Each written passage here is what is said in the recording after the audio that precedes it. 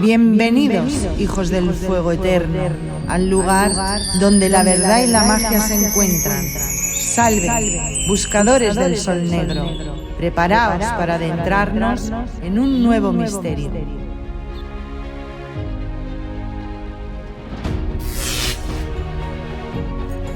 Bree, la raza futura. Capítulo 2. A la mañana siguiente, los nervios de mi amigo se habían ya calmado y su curiosidad no estaba menos excitada que la mía. Quizá más, porque evidentemente creía en su propio relato, mientras que yo tenía bastantes dudas. No es que creyera que había faltado a sabiendas a la verdad, pero yo creía que se encontraba bajo una de esas alucinaciones que se apoderan de nuestra fantasía y de nuestros nervios en lugares solitarios y desacostumbrados en que damos forma a lo sin forma y sonidos al silencio. Escogimos 6 mineros veteranos para que vigilaran nuestro descenso. Como la jaula no podía contener más de uno a la vez, el ingeniero bajó el primero.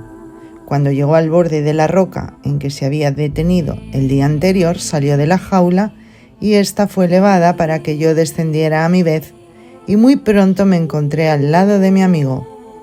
Nos habíamos provisto de una larga soga. La luz atrajo mis ojos como le había ocurrido a mi amigo el día antes. La galería por la que avanzábamos descendía diagonalmente. Me pareció luz atmosférica difusa, no como la del fuego, sino suave y plateada como la de una estrella norteña. Abandonando la jaula, descendimos uno tras otro sin dificultad, gracias a las rocas salientes de los costados, hasta que llegamos al lugar en el que mi amigo tuvo que detenerse, la cual era una proyección bastante espaciosa como para que pudiésemos estar juntos.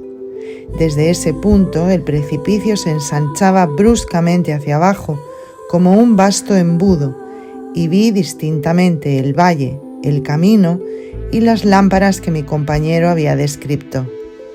No había exagerado nada. Oí los zumbidos que él había oído. Indescriptible zumbido, mezcla de voces y unos pasos apagados. Forzando mi vista más abajo, percibí claramente a distancia las líneas de lo que me imaginé edificio muy grande. No podía ser mera roca natural, era demasiado simétrico. Se destacaban inmensas columnas de estilo egipcio y todo el alumbrado como desde adentro. Llevaba conmigo un pequeño anteojo de bolsillo y con la ayuda de este pude distinguir cerca del edificio que menciono 2 formas, al parecer humanas, aunque no estaba muy seguro. A lo menos eran seres vivos, porque se movían y ambos desaparecieron dentro del edificio.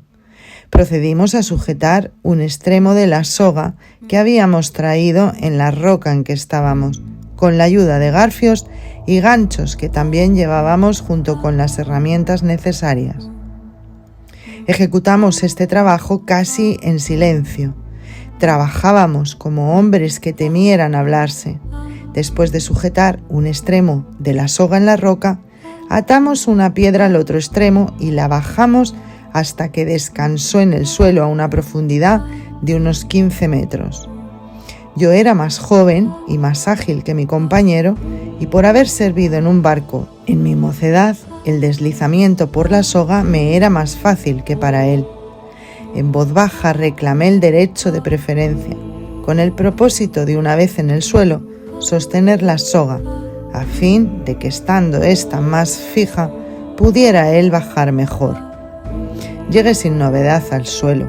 Inmediatamente el ingeniero empezó a bajar, pero apenas había descendido unos 4 metros cuando los ganchos, que creíamos muy seguros, cedieron, o más bien la roca misma se quebró a causa de la tensión, y el desgraciado fue precipitado al fondo, cayendo a mis pies y arrastrando con él pedazos de roca, uno de los cuales, afortunadamente pequeño, me dio en la cabeza y me atontó por algún tiempo.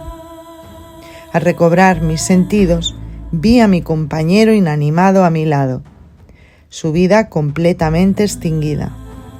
Mientras estaba inclinado sobre el cadáver, lleno de dolor y horror, oí cerca de mí un extraño ruido, mezcla de ronquido y silbido, y volviéndome instintivamente en la dirección de donde venía, vi surgir de una oscura grieta en la roca una enorme y terrible cabeza con las fauces abiertas y ojos abogatados, lívidos y hambrientos. Era la cabeza de un monstruo reptil, parecido al cocodrilo, pero infinitamente más grande que el mayor de aquella especie que jamás hubiera visto en mis viajes. Me levanté de un salto y corrí hacia el valle lo más deprisa que pude. Me detuve al fin avergonzado de mi pánico y de mi huida, y volví al punto en que había quedado el cuerpo de mi amigo, pero había desaparecido. Sin duda alguna, el monstruo lo había arrastrado a su guarida y devorado. La soga y los ganchos yacían todavía donde habían caído, pero no me daban medio para volver atrás. Fue imposible volverlos a enganchar en las rocas de arriba, y los lados de la roca eran demasiado lisos para que los pies humanos pudieran encontrar apoyo en ellos. Me encontraba solo en este mundo extraño, en las entrañas de la tierra. Capítulo 3. Lenta y cautelosamente me encaminé por el camino alumbrado hacia el gran edificio que he mencionado antes. El camino mismo tenía el aspecto de un gran paso alpino, bordeando montañas rocosas de cuya cadena formaba parte la del precipicio por el que había descendido. A gran profundidad, a mi izquierda, se divisaba un dilatado valle que ofrecía a mis asombrados ojos la inconfundible evidencia del arte y de la cultura. Había campos cubiertos de una extraña vegetación que no se parecía a nada de lo que había visto en la superficie de la tierra. El color no era verde, sino más bien un matiz rojo dorado pálido. Se veían lagos y arroyuelos, al parecer formados artificialmente, unos de agua pura, otros brillaban como estanques de nafta. A mi derecha se abrían hondonadas y desfiladeros entre las rocas, con pasos entre ellos, evidentemente construidos con arte y bordeados de árboles, parecidos en su mayor parte a gigantescos helechos de exquisitas variedades de suave follaje y tallos como los de las palmeras.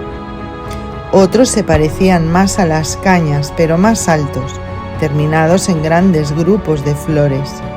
Otros, en cambio, tenían la forma de enormes hongos con tallos cortos y gruesos, que soportaban un ancho techo a manera de cúpula, del cual se elevaban y caían largas y esbeltas ramas. La escena entera delante, detrás y a mis lados, hasta donde la vista podía alcanzar, brillaba a la luz de innumerables lámparas. El mundo sin un sol, brillante y tibio como un paisaje italiano a mediodía, pero el aire era menos opresivo y el calor más suave. La escena ante mí tampoco carecía de señales de habitación. Podía distinguir a distancia en las márgenes de lagos o arroyuelos o en las laderas medio cubiertas por la vegetación, edificios que seguramente servían de hogar a hombres. Pude hasta discernir, aunque muy lejos, formas que me parecieron humanas, moviéndose en medio del paisaje. En un momento que me detuve a mirar, vi a mi derecha deslizarse rápidamente por el aire lo que parecía ser una pequeña embarcación, impulsada por velas que más bien parecían alas. Se perdió pronto de vista al descender y ocultarse entre las sombras de una selva. Directamente encima de mí no había cielo sino únicamente un techo cavernoso. Este techo se elevaba más y más con la distancia sobre los valles lejanos hasta que se hacía imperceptible. Una atmósfera nebulosa lo llenaba todo. Continuando mi camino, vi que de un matorral que se parecía a una gran maraña de algas marinas mezcladas con helechos arborescentes y plantas de largas hojas de forma parecida a las del cactus, salía un curioso animal de tamaño y forma del ciervo. Después de dar algunos pasos, el animal dio vuelta y me miró curioso. Entonces me di cuenta que no se parecía a ninguna de las especies de ciervos que hoy existen en la superficie de la tierra, y trajo a mi memoria instantáneamente una figura de yeso que había visto en algún museo, de una variedad de venado que se decía había existido antes del diluvio. El animal parecía bastante manso, y después de observarme por unos momentos, empezó a pacer del singular hierbajo, sin cuidarse ni preocuparse de mí. Capítulo 4. Poco después, el entero edificio a que me he referido estaba ante mi vista. Efectivamente, estaba construido por mano del hombre y parcialmente tallado en una gran roca. A primera vista podía suponerse que el estilo del mismo pertenecía a la primitiva forma de arquitectura egipcia. En su frente tenía grandes columnas ahusadas sobre macizos plintos, cuyos capiteles, según vi al acercarme, eran más ornamentales y más fantásticamente airosos de lo que la arquitectura egipcia permite. Así como el capitel corintio reproduce la hoja de acanto, así los capiteles de aquellas columnas imitaban el follaje de la vegetación que rodeaba el edificio, algo como el alce y el helecho. Mientras hacía estas observaciones, salió de este edificio una forma humana. ¿Era humana? Se detuvo en el ancho portal, miró alrededor, me vio y se aproximó. Llegó hasta pocos pasos de mí.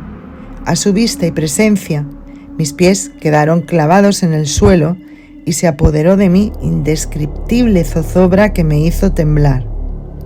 Me recordó las imágenes simbólicas de genios o demonios que se ven en los vasos etruscos o se alinean en los muros de los sepulcros orientales.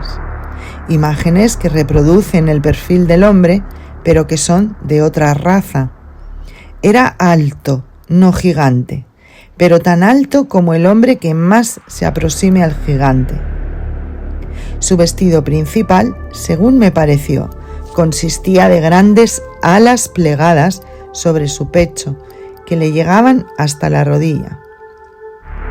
El resto de su vestimenta estaba compuesta de una túnica y polainas de material delgado fibroso. En la cabeza llevaba una especie de tiara cuyas joyas brillaban, y en su mano derecha llevaba una delgada varilla de metal brillante, parecido al acero pulimentado. Pero ¡qué rostro! Ese fue el que me inspiró inquietud y terror. Era el rostro de un hombre, pero de un tipo distinto a nuestras razas conocidas. Lo que más se le aproxima es el perfil y la expresión de la esfinge, tan regular en su serenidad y belleza intelectual y misteriosa. El color era peculiar, más parecido a la variedad roja que a ninguna otra de nuestra especie. Su tono era más rico y suave. Los ojos eran grandes, negros, profundos y brillantes, las cejas arqueadas en semicírculo. El rostro era lampiño, pero tenía algo indecible en su aspecto, que a pesar de la expresión serena y la belleza de las facciones, despertaba el instinto de peligro que se siente a la vista de un tigre o de una serpiente. Sentí que aquella imagen varonil estaba dotada de fuerzas hostiles al hombre. Al ver que se acercaba, sentí un sudor frío, caí de rodillas y me cubrí el rostro con las manos.